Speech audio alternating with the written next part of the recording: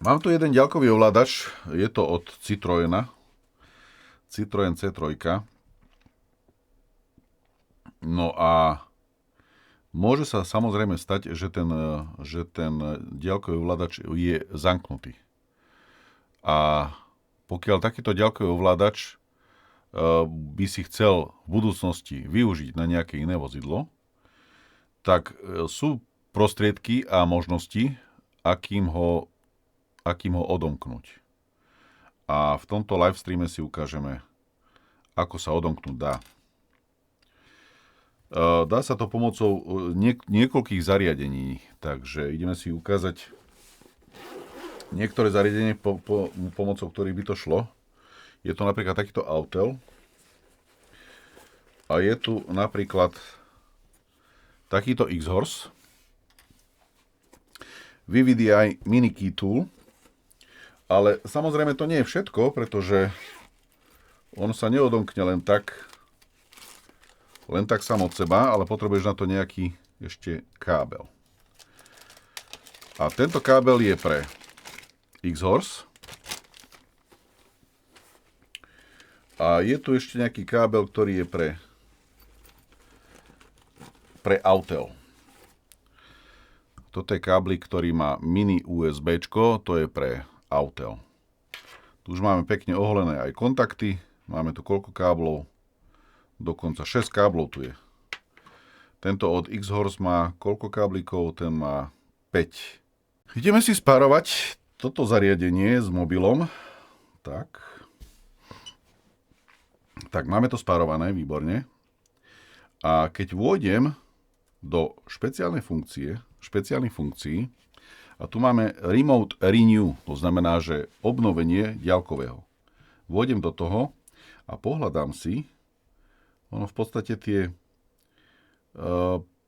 Peugeoty a Citroeny mali pravdepodobne asi podobné tieto záležitosti.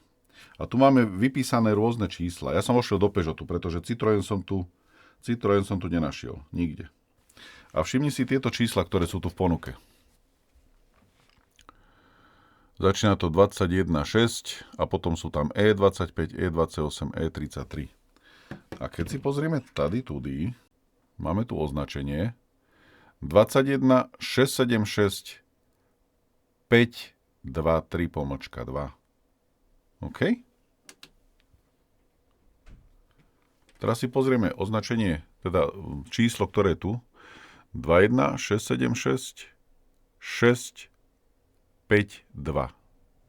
Takže pravdepodobne to bude tá doska, ktorú hľadáme. A tu už máme znázornené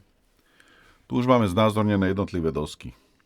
A keď si to zväčším, tak to vyzerá, že tá doska bude pravdepodobne podobná tej, ktorú mám na stole. Dokonca je tu aj tento terminál, ktorý je mínusový. Takže tu ti ukazuje v podstate, ako treba zapojiť ten kábel. Tu je VCC, čiže kladné. Tu sa to napája na mínus. Druhá strana sa zapájajú zase dátové káble. To je žltý a hnedý. Máme tam žltý a hnedý. A máme tu aj žltý a máme tu aj hnedý. Výborne. Červený a čierny sú napájanie. V tomto prípade tu máme použité 4 káble v zapojení. Myslím, že to bude ono. Akurát, že tu nemáme použitý jeden rezistor, ktorý je tuto, ale je možné, že ten rezistor je tam použitý kvôli tretiemu tlačítku, pretože toto diaľkové sú tam použité dve tlačítka a tuto máme 4 plôžky, kde v podstate kde mohlo byť domontované tretie tlačítko, ale od výroby toto boli diaľkové ovládače, ktoré boli robené pre dve tlačítka alebo pre dvojtlačítkové ovládače. To znamená, že tu si vieme zapojiť napájanie a takisto aj dátové káble. A my si to ideme demonštrovať. My si to ideme spraviť normálne naživo. Takže dáme si tam najprv plus minus. Plus minus, to bude červený a čierny.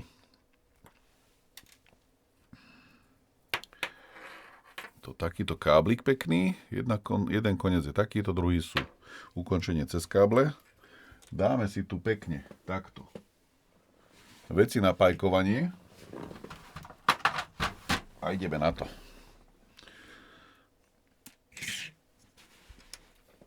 To znamená, že plus bude na tejto plôžke.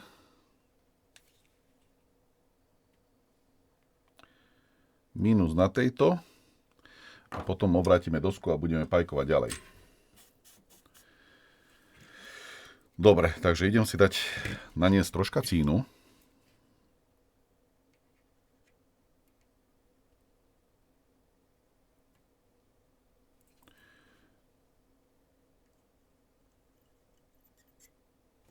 Výborne. Takže červený podľa toho označenia ide sem na tú plôžku. A čierny ide na ten batériový kontakt.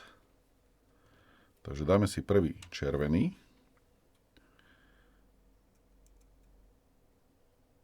Tak.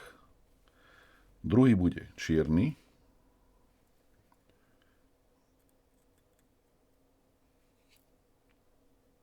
Výborne.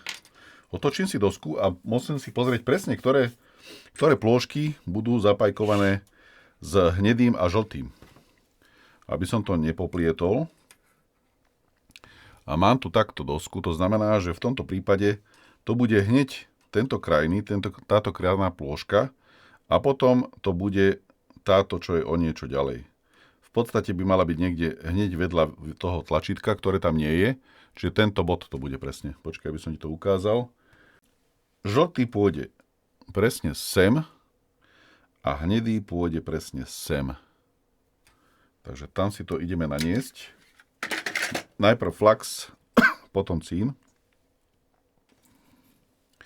Dobre, to znamená, že žltý máme na ten vonkajší.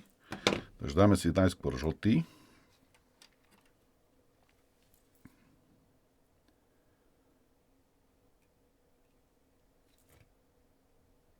Dobre, žltý máme. A teraz posledný hnedý.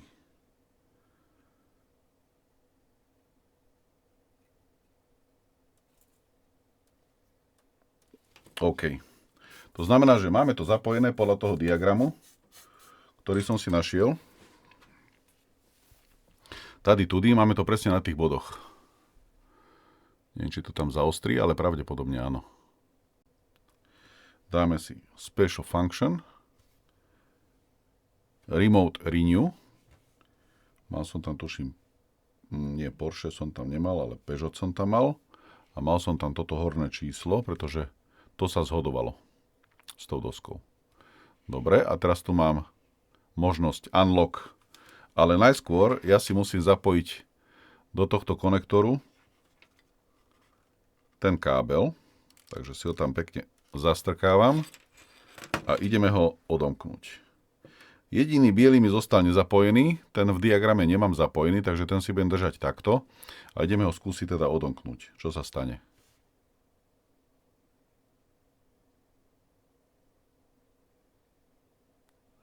Môžeme to skúsiť ešte raz.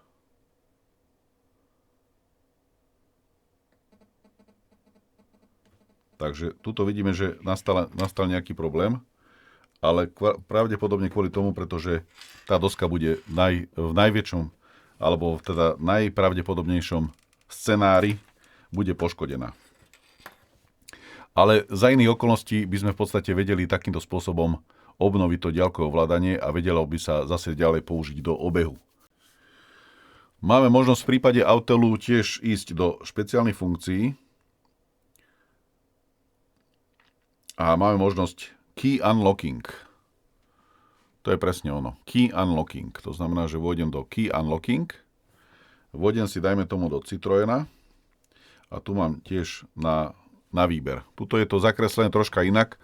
V prípade toho X-Horsu tam boli fotografie a v prípade takéhoto je to takto jednoduchosti zakreslené. Vieš si na to kliknúť a vieš si to zväčšiť, pokiaľ potrebuješ. Tam zase nie je nejaký problém. Vieš to takto pekne prepojiť cez tie test pointy. Ale toto nebude on. Môžeme skúsiť ten Peugeot, ak tu bude. Máme tu aj Peugeot. Pozrieme si, či sa tam niečo zhoduje. Ale pravdepodobne asi sa tam nebude zhodovať nič. Ono je pravda, že tento integrovaný obvod, ktorý tam je, tak je 20 pinový. Máme to tu možnosť vidieť. Tu nám dokonca ukazuje šípka, že odkiaľ sa ráta PIN číslo 1, tam, kde je ten kľúč, tá guľôčka čierna, alebo ten krúžok plný. A tuto vidíme, že tu sa napája. Na PIN číslo 19 sa napája ground, čierny. Červený ide na VBAT, na štvorku. A potom 8, 9 sú zaradené SCL a SDA. V prípade Autelu, pokiaľ by som si našiel takýto ďalkový ovládač, tak má túto zo spodu možnosť pripojiť tento kábel. Má možnosť pripojiť tento kábel cez toto mini USB. Takýmto spôsobom. A vieš to normálne napajkovať potom na dosku a spraviť tzv. Remote renew. OK? To by bolo z také krátkej ukážky pravdepodobne všetko. Máme 11 hodín, ja mám ešte nejakú takú robotku a samozrejme po tej polnoci ideme na prechádzku. Krásny večer ešte raz, majte sa, čaute.